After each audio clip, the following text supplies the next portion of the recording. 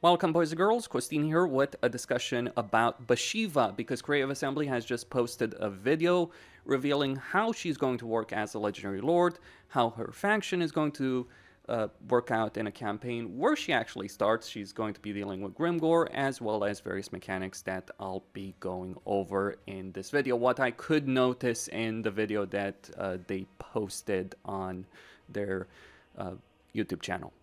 So if we look at the video that Creative Assembly has posted, we can see that she has several things in the top bar representing right there. Two resources and a glowing orb thing right there for Bhashiva.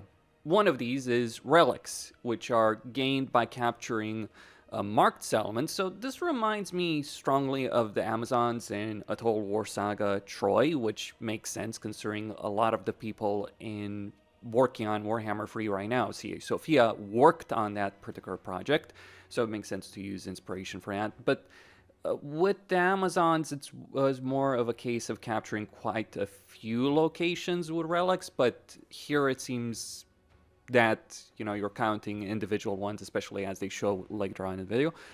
But they're used to devote in the Tiger Court, in turn strengthening the Tiger Warriors and advancing their campaign.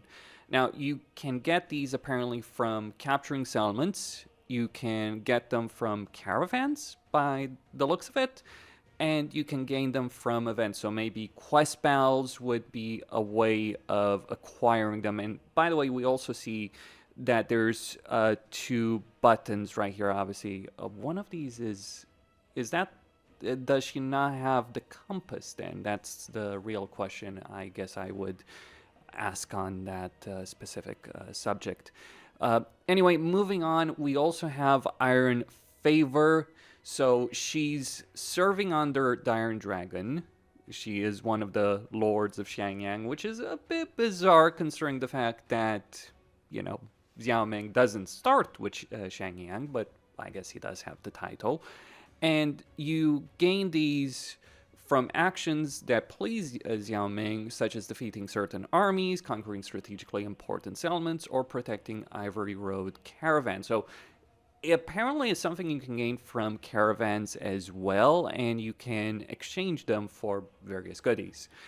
Now, what I would like to note, however, is if we look at the icon right there with Iron Favor, we can also see that various settlements over here. So the Ogre Army right here has some Iron Favor you can gain from Bal. You can also see the Ogre Camp, and you can also see Yeti Peak would give you Iron Favor. So it seems to be of a similar resource to perhaps Grudges, Dwarf Grudges, in that you go around, you do things, you get Iron Favor, and you do spend that Iron Favor on various objectives, or maybe something similar perhaps to Skulltaker. I'm not quite sure, right? Souls or anything like that, just a target-rich environment. Now, something important, the hero you do start gives you casualty replenishment. This has been something that I've talked a lot with regards to Cafe, that they've been missing out on a casualty replenishment hero for a very, very long time.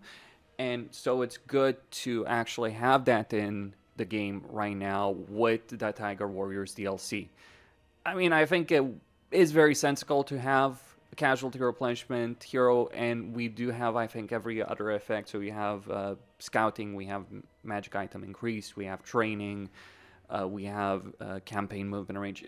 Personally, my perspective would have been that maybe Alchemist should have been casualty replenishment, but regardless of that, we now have them, or we're going to have them with the new heroes. And then we go into a battle right here where there's various things being revealed about the units that are coming with the Tiger Warriors. So they show us Tiger Warrior Stalkers. The Tiger Warriors themselves, based on what they're showing in this video, is like they aren't going to necessarily have a huge level of armor, though you also have regular Caphane units, as you can see there. They can fire while moving, at least the Stalkers can fire while moving. Vanguard deployment stock. Leadership pretty good. Missile strength 55, ammunition though limited, so it feels like a very precursor weapon type unit over here with the Tiger Warrior stalkers right there. Then we have Iron Claw Tiger Warriors who are more heavily armored. Just one unit right there. Armor piercing, anti-large right there. So 60 armor, 75 leadership, 44 speed right there for those guys. 35 charge, interestingly enough. Then we have the hero themselves. So Claw Speaker, Life, like different schools of magic. They do mention it. But decent enough, I guess, weapon strength, pretty good leadership, all things considered. But yeah, more of a hybrid caster melee lord, though, with limited durability. So that's something that you're going to have to weigh in with regards to using Tiger Warriors as units. I guess it will be interesting to see how Bhashiva herself is going to benefit using Tiger Warriors in her own campaign, you know, when we're talking about faction effects and all that kind of good stuff, right, in a campaign.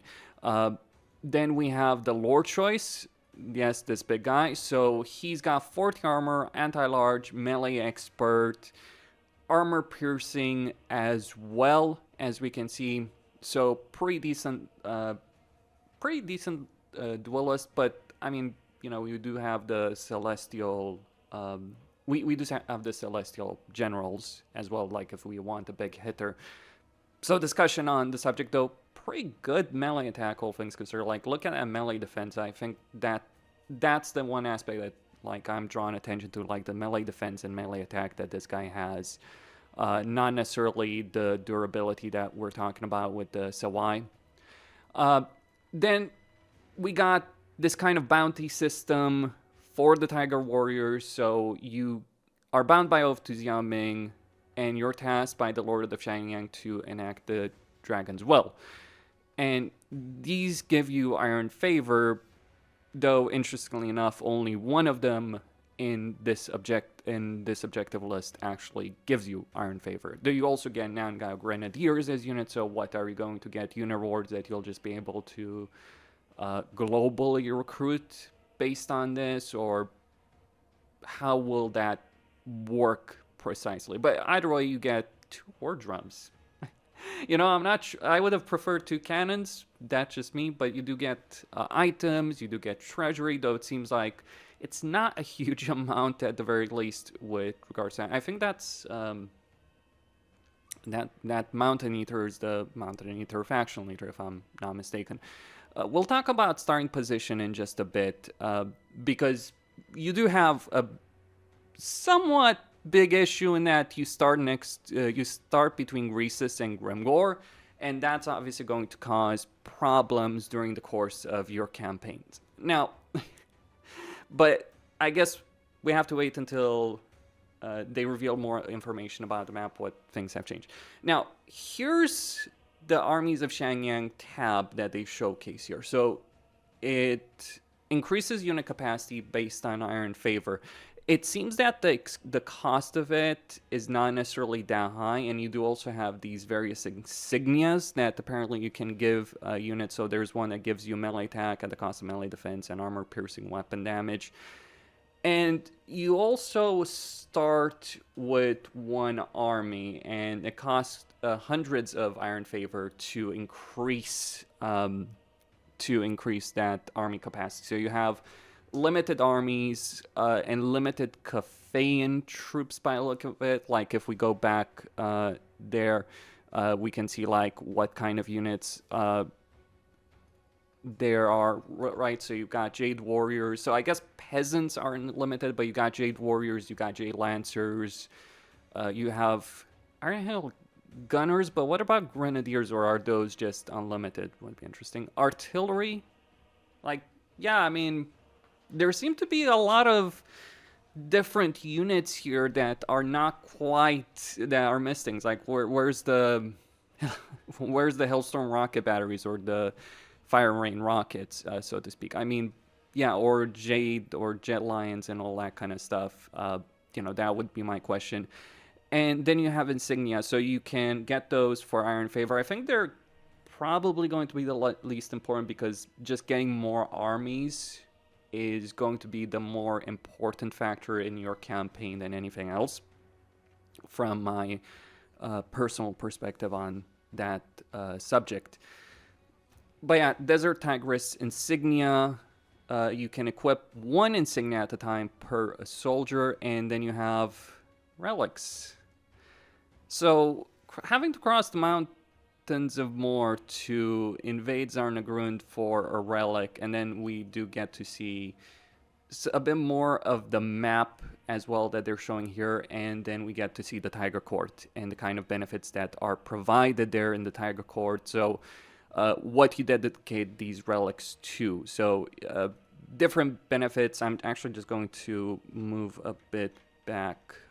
Let's see. Apologies about this.